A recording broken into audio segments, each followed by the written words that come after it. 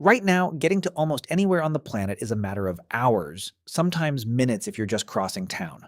A flight, a car, a train, and suddenly you're somewhere completely different. It's easy to forget that this kind of effortless mobility is an almost absurdly recent development. For the overwhelming majority of human history, traveling anywhere meant walking, often for enormous distances, across terrain with no maps, no roads, and absolutely no guarantee of finding food, water, or safety along the way. And yet, somehow, early humans managed to spread out from a single region in Africa to eventually occupy nearly every corner of the habitable world, from freezing Arctic tundra to dense tropical rainforest to remote islands scattered across open ocean. So the question worth asking is a pretty big one. How did early humans actually manage to travel across the entire world without maps, without modern transportation, and often without any real understanding of what lay beyond the horizon? Let's dig into it properly. The first thing worth establishing is just how gradual this entire process actually was. Human migration across the globe wasn't some single, dramatic journey completed within a single lifetime or even a few generations. It played out across tens of thousands of years, unfolding in small, incremental steps, generation after generation, each one pushing slightly further into new territory than the last. A group might move a relatively modest distance in search of better hunting grounds, more reliable water sources, or simply more space as their own population grew. Their descendants, generations later, might push further still, repeating the same basic pattern. Multiply that slow, steady process across tens of thousands of years, and you eventually get a species that's spread across the entire planet, even though no single individual or even single generation ever set out with the conscious goal of populating the world. This detail matters a lot because it reframes the entire story. Early human migration looked less like a single, heroic expedition and more like a very slow, very patient drift, driven by immediate, practical survival pressures rather than any grand exploratory ambition. Nobody woke up one day and decided to walk from Africa to Australia. Instead, countless small, local decisions made by countless different groups over an almost unimaginable stretch of time gradually added up to the entire species spreading across virtually every landmass on Earth. Let's talk about what actually motivated these movements in the first place, because migration wasn't undertaken lightly. Moving into unfamiliar territory meant abandoning known food sources, known shelter locations, and known safety in exchange for a complete unknown. Early humans generally didn't migrate for the sake of adventure. They migrated because something pushed them to, whether that meant a growing population outstripping local resources, competition with other groups for the same limited hunting grounds, environmental shifts making a previously reliable region less hospitable, or simply following migratory animal herds that early human groups depended heavily on for food. This last point deserves particular attention because it turns out to be one of the more significant drivers of early human movement across huge distances. Many early human populations relied heavily on large migratory animals, various species of deer, bison, and other big game for a substantial portion of their diet. These animals themselves moved across the landscape according to seasonal patterns, following available grazing land, water sources, and favorable climate conditions. Human groups that depended on these animals for survival would have had a very strong incentive to follow those same migratory patterns, effectively getting pulled along huge distances simply by tracking the movement of the animals they depended on for food. In a very real sense, some of the earliest large-scale human migrations may not have been driven by any deliberate decision to explore at all. They may have simply been humans following their food source, which itself was moving across the landscape according to its own seasonal patterns, with human groups gradually getting carried along huge distances as an indirect consequence of that dependency. Now let's talk about how early humans actually navigated this process without any of the tools we'd consider absolutely essential today. No compasses, no maps, no written records of previous routes taken by earlier travelers. So how did they avoid getting hopelessly, fatally lost while pushing into completely unfamiliar territory? Part of the answer lies in careful, close observation of the natural environment, refined and passed down across countless generations. Early humans developed detailed practical knowledge of celestial navigation, tracking the position of the sun during the day and specific stars at night to maintain a consistent sense of direction over long distances. Rather than some abstract astronomical science, this amounted to intensely practical, hands on knowledge, learned through direct observation and passed down orally from one generation to the next, allowing travelers to maintain a reliable sense of direction even across featureless terrain like open plains, deserts, or, in some of the most impressive cases, open ocean. Environmental cues played an enormous role too. Experienced travelers likely learned to read prevailing wind patterns, the growth patterns of certain plants that consistently orient toward specific directions, the behavior of particular bird species known to fly toward or away from land at predictable times, and the general shape and flow of river systems, which often provided natural, reliable pathways through otherwise difficult terrain. None of this required written maps. It required an intimate, deeply practical familiarity with the natural environment, built up through direct experience and refined constantly through trial and error across many generations of travelers. Let's talk about one of the most remarkably impressive examples of ancient human travel and navigation: the settlement of the Pacific Islands. This particular chapter of human migration history deserves special attention because it involved something considerably more difficult than simply walking across connected land.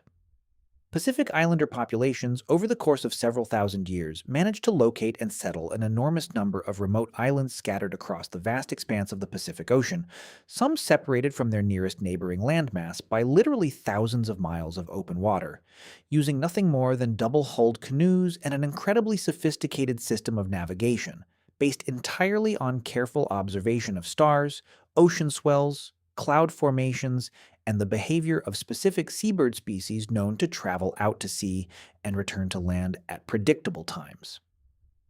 This achievement is honestly one of the more underappreciated feats in all of human history.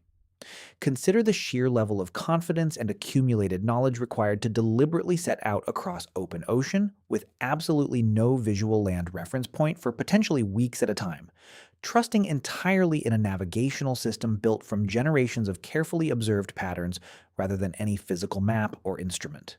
Traditional Pacific navigators developed the ability to read extremely subtle differences in ocean swell patterns, distinguishing between swells generated by distant, unseen landmasses and ordinary open ocean wave patterns, essentially using the ocean itself as an enormous, invisible map that could only be read by someone with years of specialized training and experience. This kind of navigational sophistication took an enormous amount of accumulated generational knowledge to develop and maintain, and it represents one of the clearest examples of just how far early human ingenuity could stretch, even without any of the technology we'd consider essential for this kind of achievement today. Settling remote Pacific islands reflected centuries of deliberate exploration, careful observation, and painstakingly refined navigational technique, passed down and continuously improved across many successive generations of skilled, experienced ocean travelers, rather than anything resembling a lucky accident. It's worth pausing to consider the practical mechanics of these early water crossings a bit more closely, because building a seaworthy craft without metal tools, without any written engineering knowledge, and often without prior generations to directly consult represents a seriously impressive technical achievement in its own right. Early watercraft likely started as simple rafts, lashed together from available timber or reeds using plant fiber cordage, gradually improving through generations of trial and error into more sophisticated dugout canoes, and eventually the double-hulled, ocean-going vessels used by later Pacific navigators. Each improvement, better buoyancy, better stability, better capacity to carry supplies for extended journeys, would have been discovered through direct, practical experimentation, likely involving plenty of failed attempts and lost vessels along the way. Refined and passed down as accumulated communal knowledge rather than documented through any formal engineering process. Fire management during migration deserves a mention here too, because maintaining a reliable source of fire throughout a long journey into unfamiliar territory carried enormous practical importance. For warmth, for cooking, for protection against predators, and for signaling between separated group members if needed. Some evidence suggests early human groups developed specific techniques for transporting embers or slow burning material during travel, effectively carrying fire forward with them rather than needing to start a completely new fire from scratch at every single stopping point. By the way, if you want to go even deeper into the secret lives of ancient humans, I just launched a full course called The Secret Lives of Ancient Humans. 10 modules, 3+ hours of content covering everything we never talk about on YouTube. What they feared, how they communicated, what hunted them, and much more. Plus an exclusive PDF guide included. Link in the description. See you inside. Which would have been considerably more difficult and time consuming, particularly in unfamiliar terrain where suitable fire starting materials might not be immediately obvious or available. Let's shift focus to another remarkable chapter in this story, the migration of early humans into the Americas, which required crossing from Asia into North America, likely via a land bridge that existed during periods of lower sea levels connecting present-day Siberia and Alaska. This land bridge, often referred to as Beringia, would have allowed early human groups to walk directly from one continent to another without needing any boats or ocean navigation at all, though the environment itself would have been brutally harsh, involving extreme cold, limited food availability, and seriously dangerous terrain. Once early humans crossed into North America, the subsequent spread across the entire length of two continents, eventually reaching the southern tip of South America, represents an absolutely staggering migration achievement in its own right, covering an enormous range of dramatically different climates and terrains, from Arctic tundra through temperate forests, vast grasslands, scorching deserts, and dense tropical rainforest, all the way down to the cold, windswept regions near the southern tip of South America. Genetic and archaeological evidence suggests this entire process, from initial entry into North America to eventual settlement of the southernmost regions of South America, happened remarkably quickly on an evolutionary timescale, potentially within just a few thousand years. An extraordinarily fast pace of expansion given the sheer distance and environmental diversity involved. This rapid pace of expansion into the Americas raises an interesting question worth pausing on. What allowed early human groups to adapt so quickly to such wildly different environments during this migration? Part of the answer likely lies in the same behavioral flexibility that seems to have generally distinguished modern humans throughout our evolutionary history, a demonstrated capacity to adjust diet, tool technology, clothing, and shelter strategies fairly rapidly in response to new and unfamiliar environmental conditions, rather than relying on one single, rigid survival strategy suited only to one particular type of environment. Let's talk about water crossings more broadly, because it turns out early humans were engaging in deliberate ocean travel considerably earlier than people often assume. Archaeological evidence suggests that early humans successfully reached and settled certain islands, including some in Southeast Asia, tens of thousands of years ago, well before the more famous Pacific Island settlements discussed earlier. This means early humans were building and using some form of watercraft capable of open water travel far earlier in our species' history than most casual assumptions about ancient technology would suggest.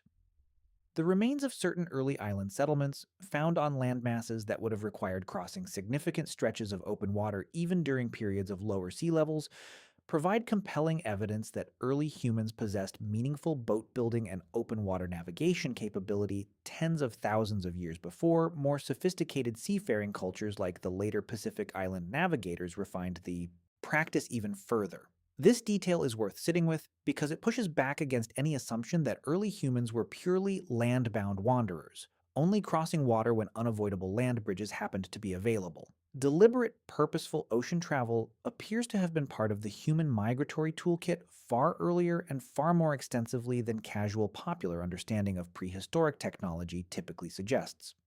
Storytelling and oral tradition likely played a significant supporting role throughout this entire process, too, functioning as an early form of route documentation passed down across generations. Detailed stories describing landmarks, water sources, dangerous terrain, and hostile or friendly encounters with other groups along a specific route could be memorized and retold accurately enough to guide later travelers along a similar path without requiring any written map at all. Some researchers studying oral tradition in various indigenous cultures around the world have found that certain traditional stories encode surprisingly accurate geographic and environmental information, preserved faithfully across many generations through careful, structured storytelling techniques specifically designed to protect the accuracy of important practical information over long stretches of time. This connects to a broader theme running throughout this whole topic. Early human migration depended just as heavily on sophisticated systems of knowledge transmission as it did on raw physical achievement, allowing critical practical information, how to navigate, which plants are safe, where reliable water sources tend to be found, to survive and remain useful across many successive generations of travelers, long after the specific individuals who first discovered that information had died. Without reliable, accurate knowledge transmission across generations, each new group pushing into unfamiliar territory would have needed to rediscover the same hard won survival lessons completely from scratch, dramatically slowing the entire process of successful global expansion. Let's talk about population pressure a bit more specifically, too, because it's worth understanding exactly how a growing group eventually reaches the point of splitting off and moving into new territory. Small hunter-gatherer bands generally maintained a population size calibrated fairly closely to the carrying capacity of their local environment, meaning the maximum population that region could reliably support given available food and water resources. As a group's population grew beyond what the local environment could comfortably support, tension around resource competition would naturally increase, eventually motivating some portion of the group to split off and establish a new territory elsewhere, easing pressure on the original group while simultaneously extending the overall geographic range of that particular population. Repeated over countless generations, this basic pattern of periodic splitting and outward movement provides a fairly straightforward mechanical explanation for how human populations gradually expanded their total geographic footprint across the world, entirely independent of any grand collective decision or shared long-term strategic vision. Let's talk about the practical logistics of these long migrations too, because surviving an extended journey into unfamiliar territory required an enormous amount of careful, practical planning, even without any written record keeping to formalize that planning process. Groups undertaking significant migrations would have needed to carefully manage food supplies, water access, and shelter materials throughout the entire journey, adapting their strategy continuously based on the specific terrain and climate conditions they encountered along the way. Younger children, elderly group members, and anyone unable to travel quickly would have required careful accommodation throughout the journey, meaning migration speed was likely constrained significantly by the physical limitations of the most vulnerable members of any traveling group, rather than by the physical capability of the strongest, fastest travelers alone. This detail highlights something important about the social structure underlying successful long-distance migration. It wasn't purely a test of individual physical endurance. It required careful, collective coordination, shared decision-making about pace and route, and a genuine willingness to accommodate the needs of every member of the traveling group, rather than simply pushing forward as quickly as the fittest individuals could manage. Groups that successfully migrated across enormous distances likely succeeded at least in part because of strong internal cooperation and careful collective planning, not purely because of raw physical toughness. Let's talk about climate and environmental adaptation during these migrations too, because early humans moving into dramatically different climate zones needed to develop entirely new survival strategies fairly quickly upon arrival in unfamiliar territory. Groups moving into significantly colder regions needed to rapidly develop or adopt more effective clothing and shelter technology, a topic that connects directly to broader questions about how and when humans developed sophisticated clothing in the first place. Groups moving into desert or arid regions needed to develop specific strategies around water conservation and identifying reliable water sources in an unfamiliar, harsh landscape. Groups moving into dense tropical environments needed to rapidly learn which unfamiliar local plants were safe to eat, and which posed a serious risk, essentially restarting a huge portion of their accumulated practical botanical knowledge from scratch upon arrival in a completely new ecosystem. This need for rapid environmental relearning likely explains why early human migration, despite covering such an enormous overall distance across the entire globe, still took place gradually rather than as a single, rapid sprint across the map. Each new environment required a meaningful period of adaptation and knowledge accumulation before a group could establish a stable, sustainable presence, which naturally slowed the overall pace of expansion even as it allowed each successive generation to successfully establish itself in increasingly unfamiliar and challenging territory. It's worth pausing here to talk about how researchers actually pieced together the timeline and routes of these ancient migrations, since there were obviously no written records left behind to consult directly. Genetic analysis of modern human populations plays an enormous role here, since patterns of genetic variation and specific mutations can reveal roughly when and how different populations split off from each other and spread into new regions. Archaeological evidence, including tools, campsite remains, and skeletal material found at specific sites, provides physical confirmation of human presence in a given region at a given time, allowing researchers to build up a rough timeline of when different areas of the world were first settled. Combining genetic and archaeological evidence has allowed researchers to construct an increasingly detailed and increasingly confident picture of how, roughly when, and along which general routes early humans spread across the globe, even without a single written record documenting any of it directly. Let's zoom out and pull all of these different threads together, because the full picture of early human migration turns out to be a lot more sophisticated and deliberate than a simple story of aimless wandering could ever fully capture.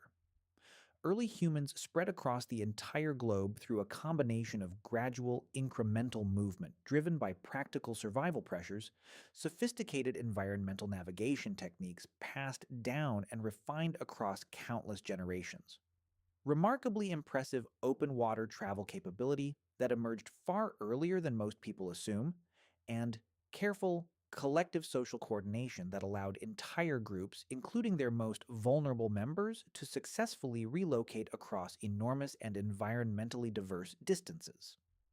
None of this happened quickly by any single human lifetime's standard, and none of it happened according to any single unified plan. It was the accumulated result of countless individual groups, each responding to their own immediate, local pressures and opportunities, using whatever practical knowledge and technology happened to be available to them at that specific point in history. And yet, across tens of thousands of years, this slow, decentralized, endlessly repeated process of small scale movement eventually resulted in a single species successfully establishing a permanent presence on every habitable continent on the planet. From the scorching heat of equatorial deserts to the brutal cold of Arctic tundra to remote islands separated from the nearest landmass by thousands of miles of open ocean. So the next time you board a flight or simply drive across town without a second thought, it's worth remembering just how recent and how remarkable that kind of effortless mobility actually is, historically speaking. The ability to travel anywhere on the planet within hours represents the absolute latest chapter in an incredibly long, slow, deliberate story of human movement. One built entirely on patient observation, careful environmental adaptation, and generations of accumulated practical knowledge passed down by people who managed to spread across the entire world using nothing more than their own 2 feet, a handful of simple tools, and, in some of the most impressive cases, remarkably sophisticated open water navigation skill built from nothing more than careful observation of stars, waves, and birds. Which leaves an interesting thought worth sitting with. If something as fundamental as global human migration required this much accumulated practical knowledge, this much careful environmental observation, and this much patient generational effort, what other aspects of how humans came to occupy and understand the modern world might be resting on a similarly enormous, quietly accumulated foundation of ancient trial, error, and hard-won practical wisdom?